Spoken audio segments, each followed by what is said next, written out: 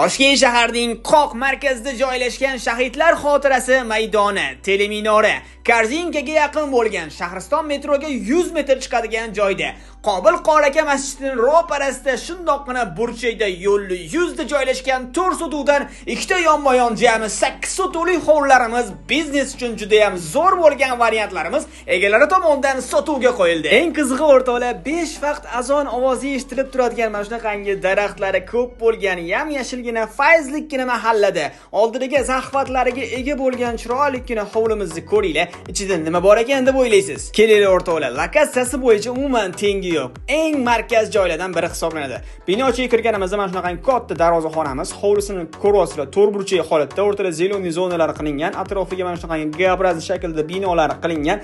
Darvozaxonasining kattaligiga ahamiyat bersanglar, bu yerga bemalol mashinalarni sig'dirib tashlasa bo'ladi. Bu xonadonimizda 8 ta xona mavjud bo'lib, hammasini chiroyli remontdan chiqarib qo'yishgan ekan. Kimdir keyinchalik buzib biznes qilaman, hozircha yashab turaman deganlar uchun ham zo'r variant ekan. Ko'ryapsizlar o'rtoqlar, remontlari tayyor holatda bemalol kirib yashasa bo'ladigan holatda ekan. Alloh nasib qilsa, o'zimni biznesimga shahar markazida mana shunaqangi katta bino qilaman degan birodarlarimiz bormi?